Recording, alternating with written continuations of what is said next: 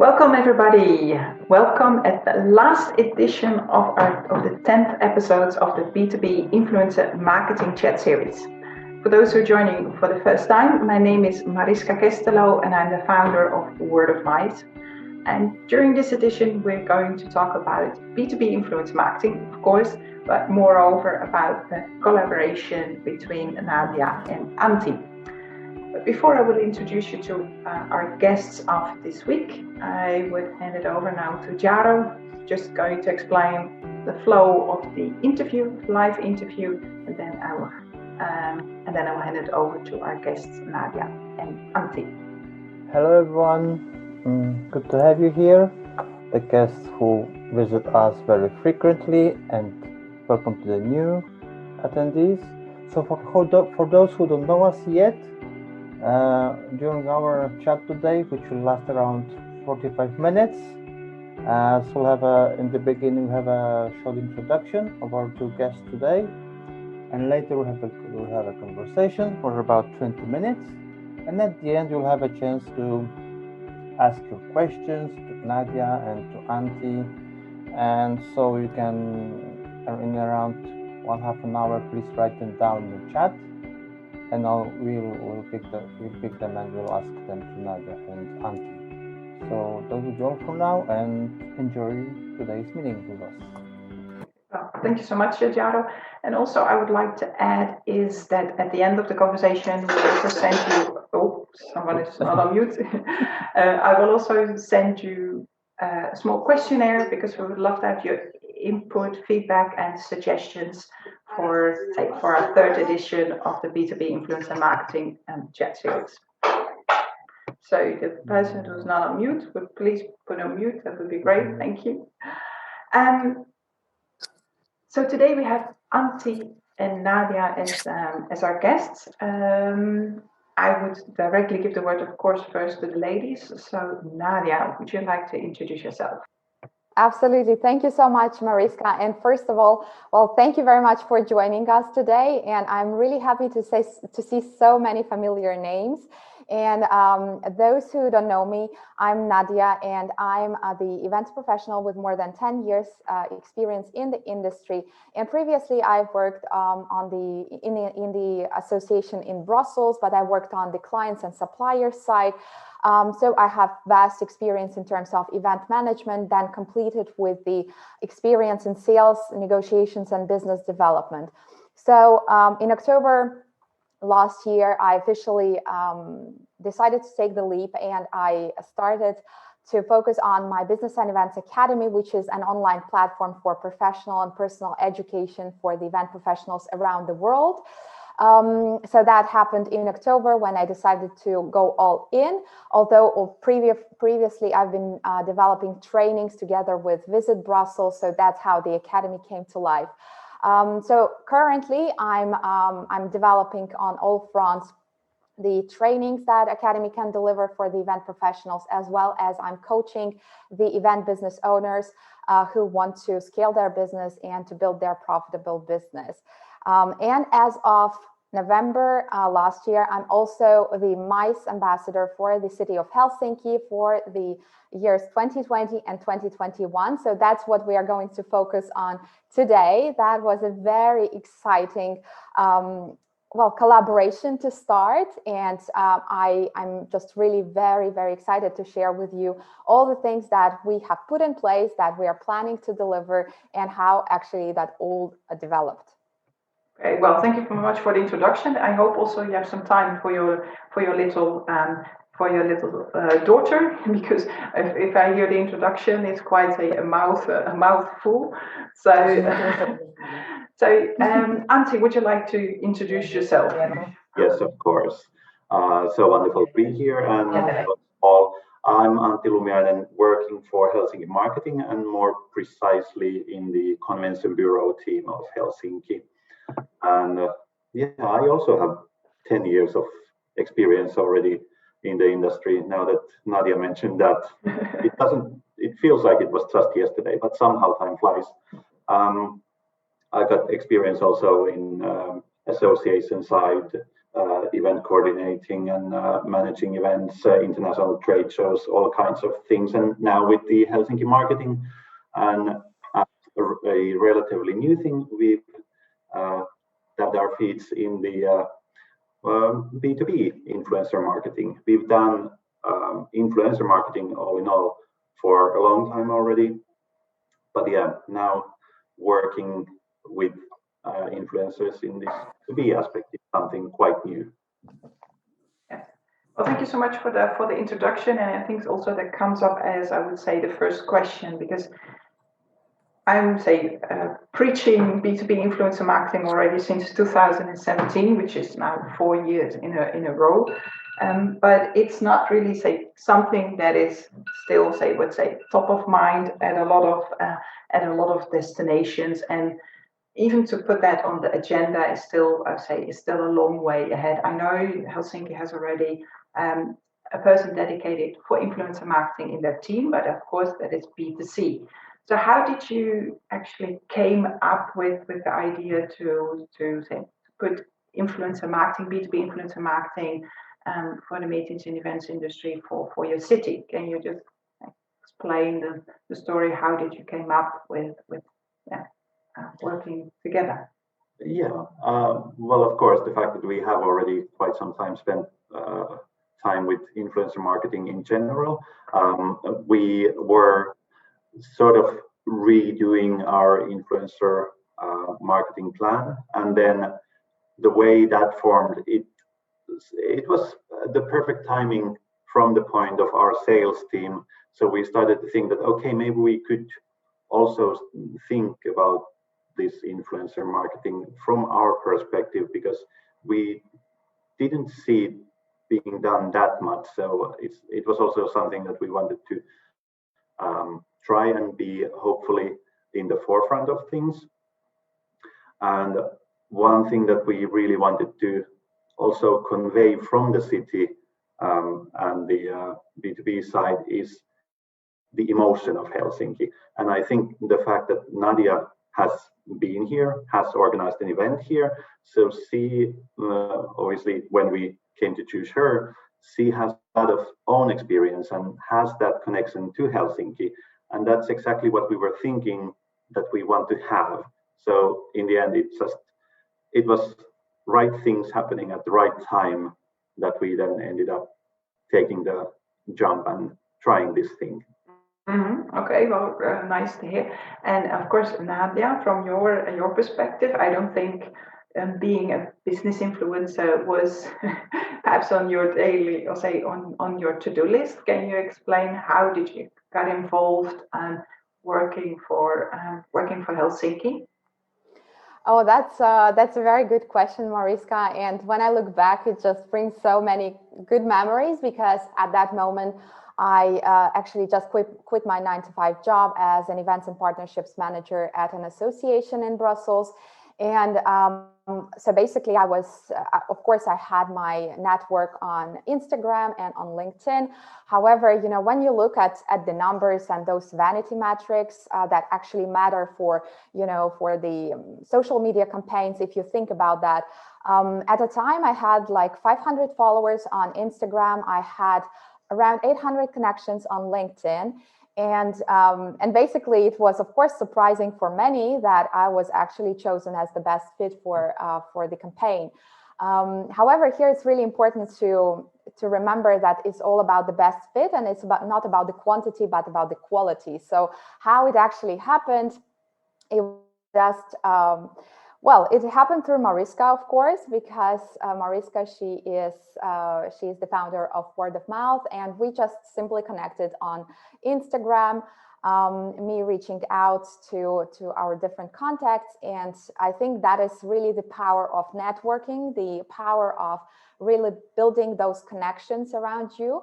And actually we hopped on a call, and we were just like getting to know each other, and that's where we found the sweet spot. And I actually managed to jump in the departing train, because it was just like one day before Helsinki was closing the application process. So basically, there are requirements that I needed to follow, and I think Mariska's team did such a great job just outlining what the goals are and what actually Helsinki was looking for. So basically, I developed my proposal based on the requirements, and I saw a perfect fit in terms of this collaboration because I come myself from Latvia. So, well, Helsinki and Finland is a very kind of, well, similar to my hometown. So I went to Helsinki to organize my annual conference for the association in 2019, like 5 or 6 times. And every time I just felt like home. I really love people. I really love the entire culture. And it's so similar to my mentality and my culture. So it was just like the best possible collaboration. Especially, I'm very passionate about the topic of sustainability, and I think Helsinki and Finland generally, we can agree that this is like the perfect example. Antti, tell me, it was like Helsinki was named as one of the best sustainable destinations in the world. Was it like the number 4 or number 3? Now I have to say that I don't even remember, because we are in quite many of sustainability rankings. So depending also on the aspect, sometimes we are very high and sometimes we are in top 10, or yeah, depends on the ranking. Yeah, well, so basically it's one of the best sustainable destinations in the world, and that completely kind of connected with me, my personality, my values, but also with my audience, with people who I work with my network, with all the connections. So basically it was, maybe someone can call it a luck, because it was just really the opportunity which knocked on my door in the last minute, and I just jumped on this opportunity, and I just tried to prepare the best possible proposal as possible. I don't know, Mariska, if you want me to go through kind of like the strategy that we put in place right now, or you want that we cover it later? Well, I think that's an excellent point also to cover right now, because I think a lot of people underestimate. They think an influencer is, sometimes they see it not, first of all, not as a human, and they see it as a product, as also call it more like amplification tool to spread your content, and it will and it also will automatically generate leads. I think a lot of people don't understand there's a huge strategy behind to find that right profiling. Again, sometimes I say that I'm a matchmaking agency, or like looking for the right partner in crime for people looking for, say, the love in their lives. But I think this is really important, because you do business because you trust each other and you want to create long-term collaborations, because we're speaking here about collaboration of a year. So it's important that the person respects the values, respects the strategy, respects and also understands the client. And not to forget, we are in a pandemic, so it was also important that the person also had an affinity with the city, because because we cannot visit the city. So therefore, it was important also that we found not only a match based on the strategy and the values of the city, but also someone who was familiar. And that's exactly where did you step in, because you had organized a conference in Helsinki, so you were really, have the experience of getting in touch with the convention bureau, get their support. So I think that is what a lot of people underestimate if they're working with influencers. This is not something, a collaboration I want to start tomorrow, but it really goes. I think we took 2 to 3 months to prepare that entire process. Antti is knocking, perhaps you can say that. How did we outlining that entire strategy and finding the right person? I think I also challenged you to think about certain items. Can you comment on that, Antti?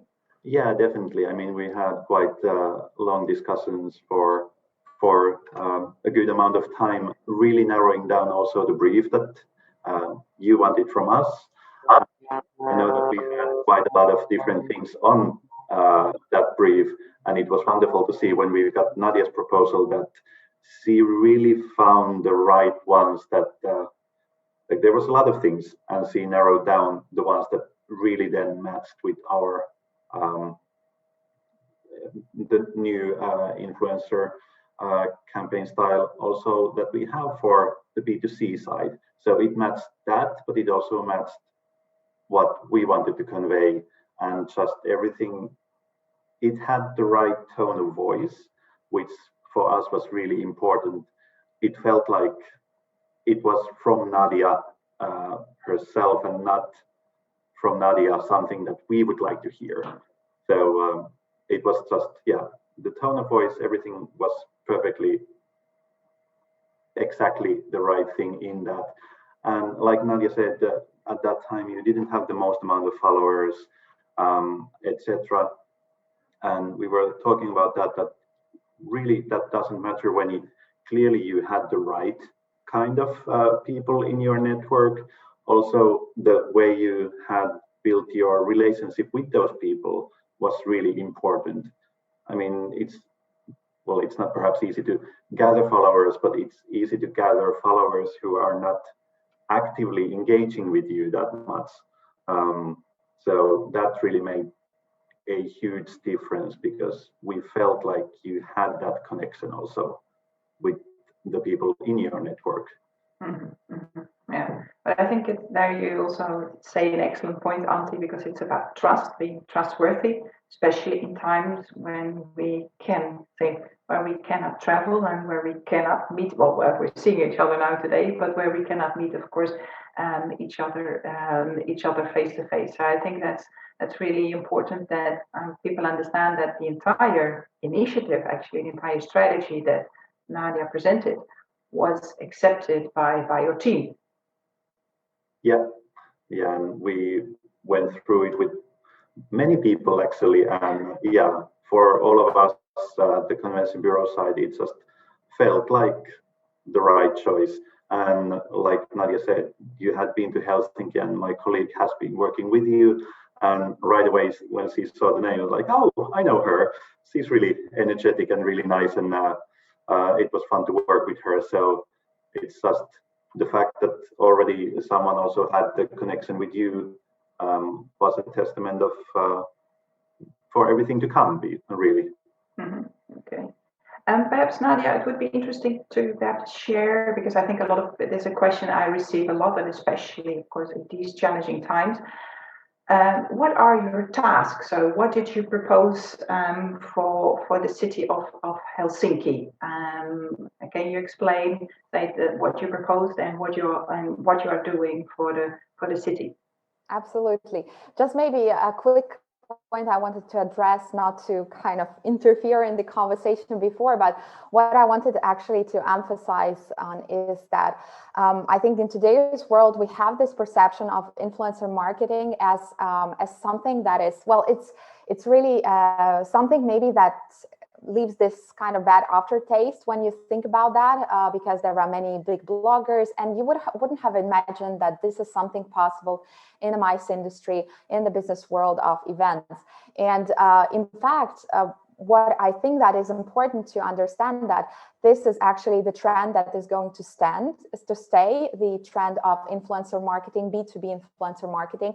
And in today's digital world, in today's world of trust-based marketing, this is extremely, extremely important, especially for destinations or for any other like service or product providers, to really kind of focus also and involve influencers in their marketing mix, in their entire marketing strategy, if they really want to diversify, their efforts, but also attract the right people, because people, they trust people, right? They really connect with people. So I think this is really the very important point. And I think today, that's something we were discussing with Mariska before, that today the influencer marketing is all about like adding this value, providing the value for your audience, for your connections, and just thinking what you can do for them. And it's all about the relevant content creation. It's just not about pitching or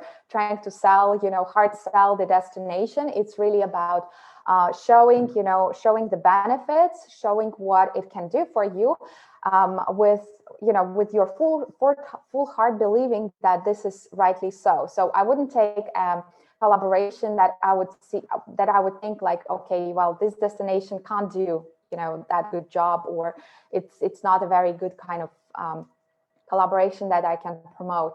So, and the second thing to think about is definitely to think about the people who you interact with. So Mariska, you said about, and Antti, you said about the right connections, being like in this network and engaging with your community. This is very important. And that's what I love doing, because I, honestly, the depth of my heart, I really care about every one of my connections, about the event profs out there. So I really want to bring something that is valuable for them and it's worth their time. As to the strategy, what you were saying, Mariska, I think that for me, the key was really to propose like diverse range of activities that we can put in place together with Helsinki. Again, keeping in mind my target audience, my group of people who we really want to engage with, and that was very important to understand from the Helsinki perspective what the goal is and what's the point actually, in attracting what kind of people we want to attract. So that's why in terms of strategy, I developed the range of activities, which was starting from just content creation on social media, posting on different social media channels. Then, going to, let's say, the next level was the online event. So there was one online event which was called Think Sustainably, the new era of events. We were broadcasting the new era of sustainable events together with Helsinki, which was focused not only on the environmental sustainability, but in a very broad sense. And it's all about the impacting the community and building that kind of sustainable events in the long run. So this was also one of the campaigns that we performed, and we have received really great feedback, great results from people who attended. They saw a lot of value, and I think for Helsinki, it also it has shown also great results in terms of visibility. Then we had big plans in terms of in-person events, in-person activities that we wanted to run, but currently we have postponed them. So it was also being present in different shows, such as the IMAX, which was again canceled this year. And then we are also putting in place actually different kind of like interview series as well. So online events that you can also join as from March onwards, I think until June approximately. So this is still in the planning process. So this type of events where we can engage with the local experts from Helsinki who can share their expertise in terms of event management, event delivery, execution, and experience. And then we also plan the fam trip for selected number of event planners, and then publications in the articles in different magazines, which are industry related magazines. So all this type of things, exciting things, and I think that was actually the success, because we could really envisage, okay, yeah, that adds value not only for Helsinki but for the people who will want to deliver that message to. Yeah, but I think it's also important to share that you're not posting every day. So I think that was also one of the interesting messages that we got in the briefing, because a lot of people think it's about the amount. It's not about the number of followers, but also about the amount of posts. But it's totally not the case. It must be like little drops, say little by little, of staying in touch with your audience, but not every day post, not every Monday post about sustainability, not every Tuesday about this topic. That it was really, say, as a natural collaboration. Of course, it's a paid collaboration. We can be honest about that, because it is a lot of work. You are working as a content creator, but that it was not pushy. That it was aligned with your values, aligned with the values of Helsinki. Antti, would you like to say anything or share anything about that? Yeah, I mean, the fact that the proposal that we got from Nadja was, first of all, really diverse. That was wonderful, that it took into consideration so many different aspects of when it comes to events. So you did have the fan trips, publications, the traditional social media posts, etc. But yeah, like Mariska said, we don't want to post just for the sake of posting. So it's more important to have something actual to say when we do, and for it to make an impact when we do something. And just overall, even in the proposal, your own experiences came through in that, and that brought value for us. And also the fact that now that things are, of course, what they are in the world with the pandemic, we can just have that constant conversation on, okay, what will we do next? Because this most likely wouldn't happen as it is, or this we need to tweak or postpone. So just the fact that it is a proposal, and both of us are very happy to work on it and make it work for what the situation is. Yeah. I think it's also an excellent point to share, because like you said, Nadja shared a lot also things that are not possible, like having a face-to-face event in Brussels. That's not possible. But I think also adapting towards the needs of the client and the current times, that Nadja was also so flexible, saying, okay, we cannot do a face-to-face event. We will replace that by something else, and we will change the strategy.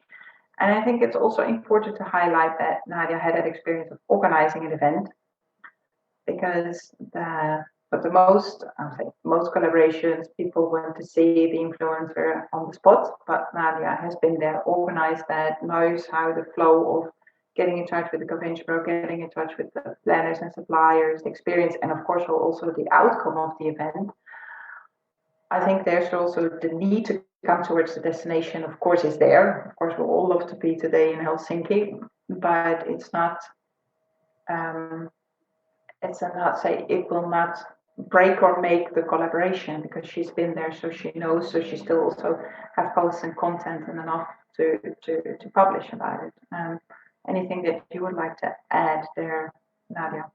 Yeah, I think, you covered like big range of things. What I wanted to emphasize is that I really love the creativity flow behind all the collaboration and the campaigns that we are developing. So it's definitely, we are brainstorming all together. We're thinking of really interesting ideas which will be eye-catching, which will deliver that value.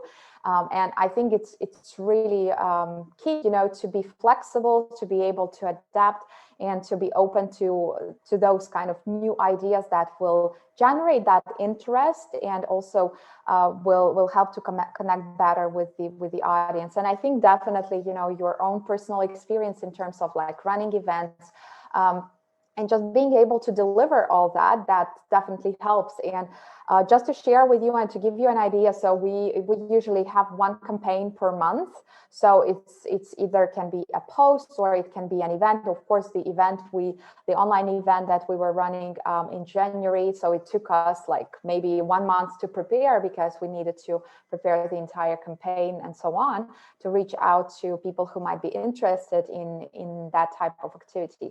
So yeah, it's not about posting every single day, like I think in all the social media stuff that we are involved in. It's not about like the frequency, but really the quality and how the message is being transmitted.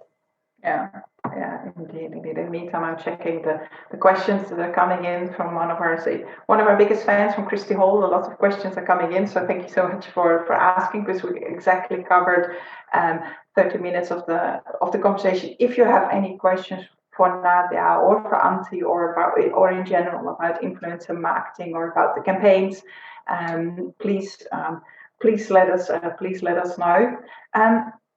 This is actually also an interesting one.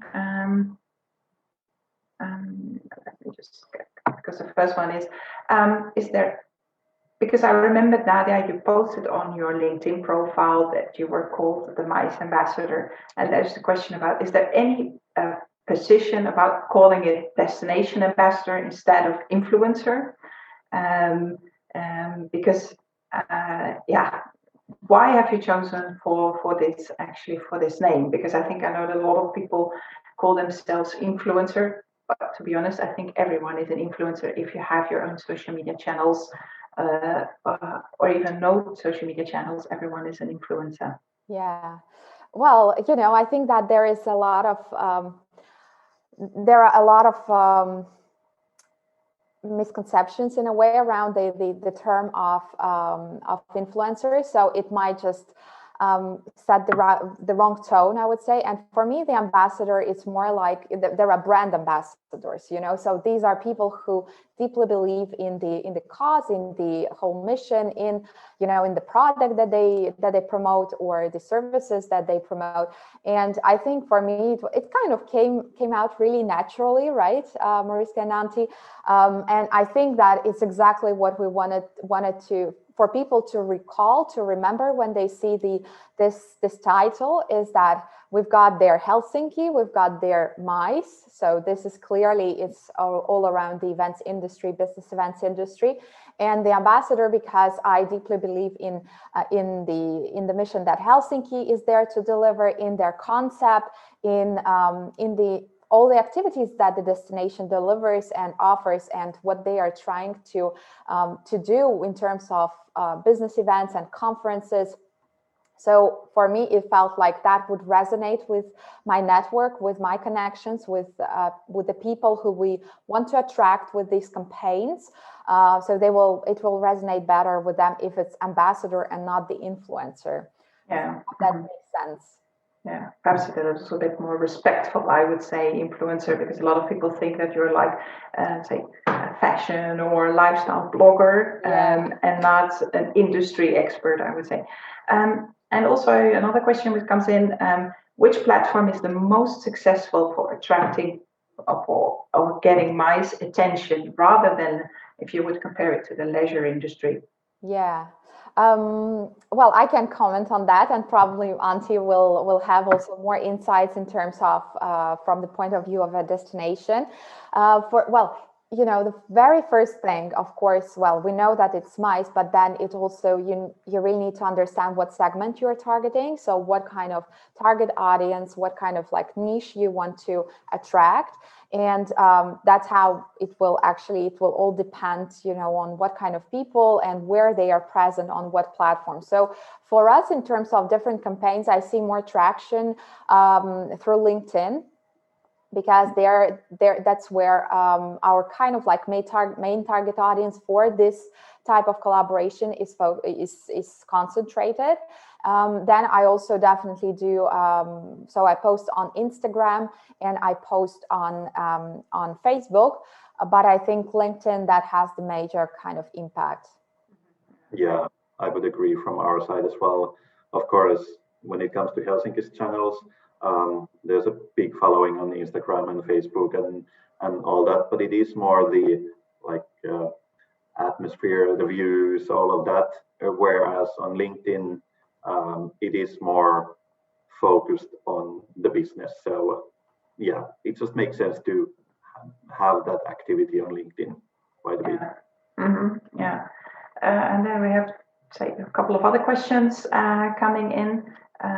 What were the main channels, social media channels, used during the campaign to communicate for this campaign? Because I think, first of all, to answer that question, I think it's not about using the main social media, but it's also aligning with the strategy of the client. If the client is only focusing on LinkedIn, then you would use LinkedIn. If the client also only has an Instagram account, then you also need to see where your audience is. But Nadia, what is your main platform to communicate? If you would divide it, is it Instagram or LinkedIn, or is it a combination of both?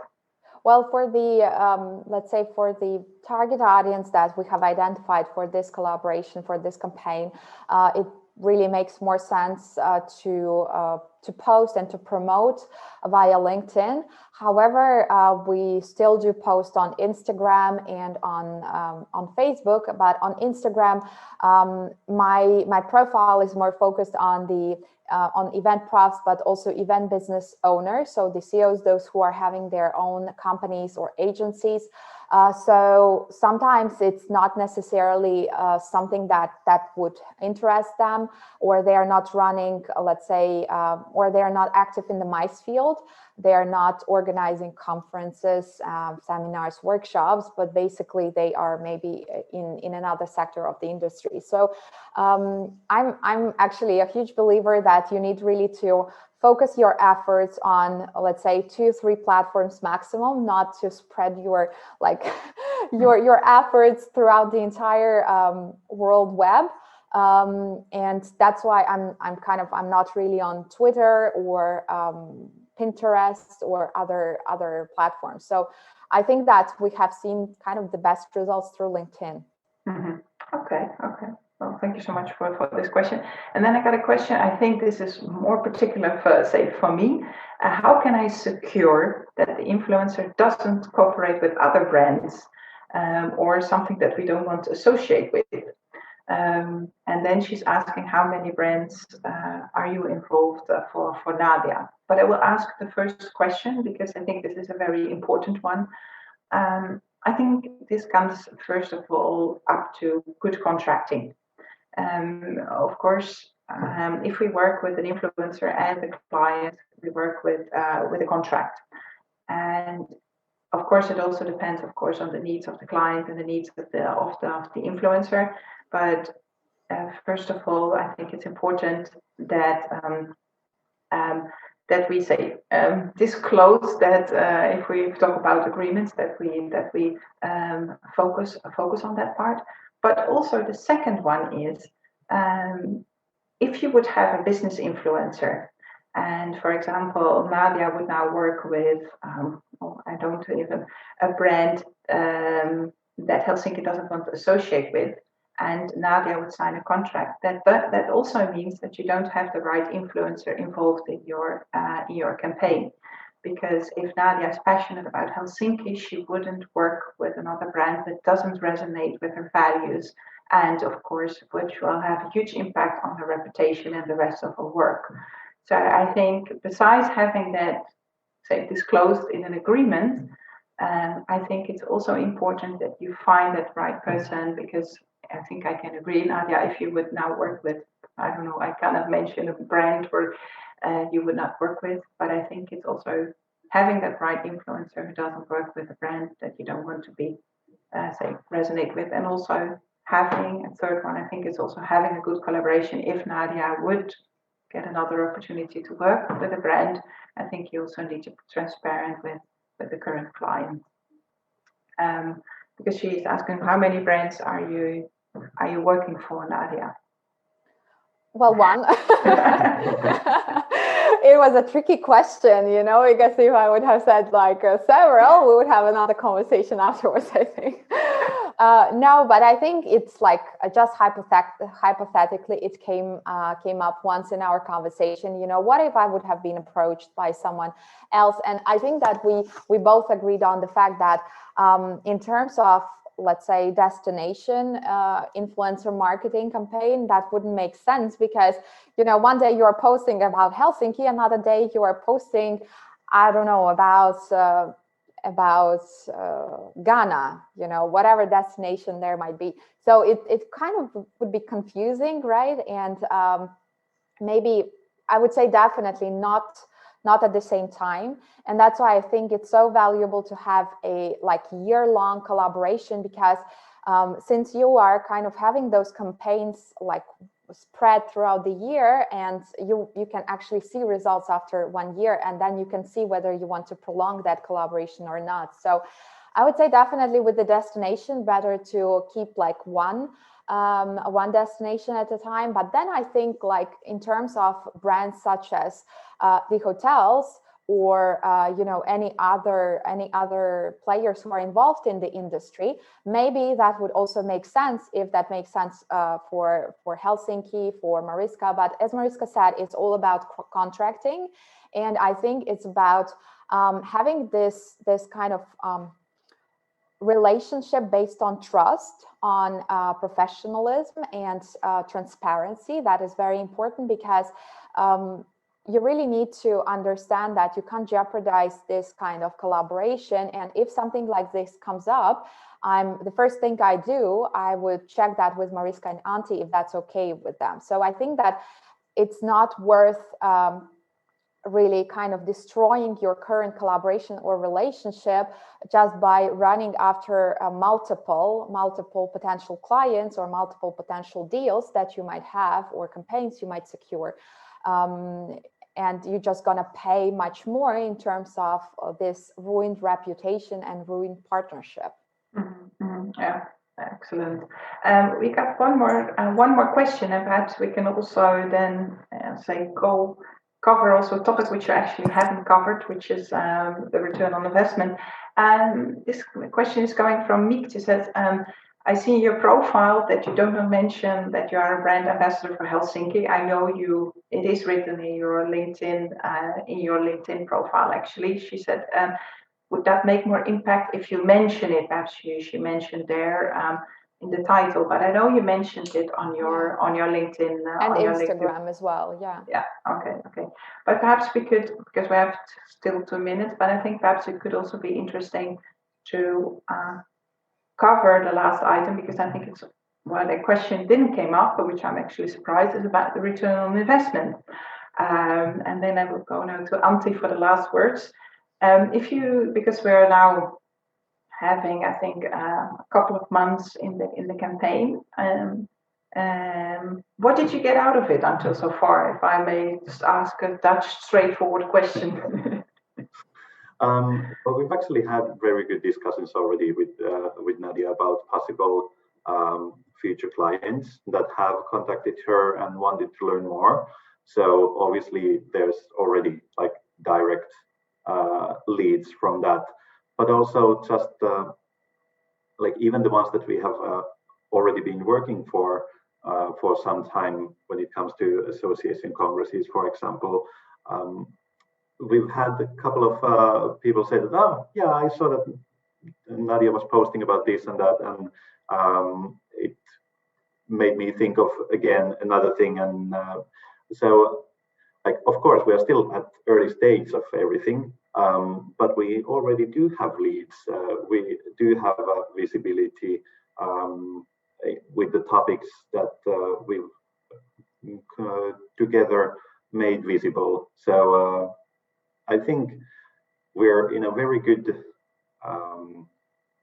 part of getting the ROI already. So yeah. Mm-hmm. Okay. Well, that's excellent. Well, excellent work, Nadja.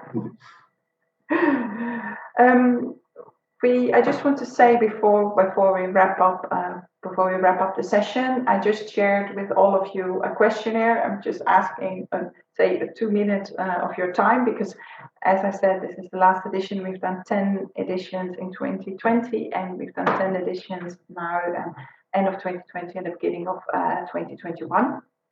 So I would happy if you could reply on that, because we are reconsidering our model of the live interviews about influencer marketing. But seeing the questions, I think there's still a lot of need for education and conversations about this fascinating topic. First of all, a huge thank you to our guests. Antti, thank you for joining us, and Nadja, thank you for sharing and being transparent about this collaboration, about sharing your insights. Jaro, thank you so much for your weekly and technical support. And I would say, I wish you all a lovely afternoon, and we will keep you posted about the new live series, or if it will be a live series, hopefully it will be a live event, of course, where we all can have a cup of coffee or a glass of wine and post and toast on each other and see each other face to face. But I don't think this will be possible in a couple of months. So once again, a huge thank you from the Netherlands, and take care, stay positive, and hope to see you soon. Thank you. Thank you. Bye-bye. Thank you, everyone. Bye. Bye. Bye. Ciao, ciao.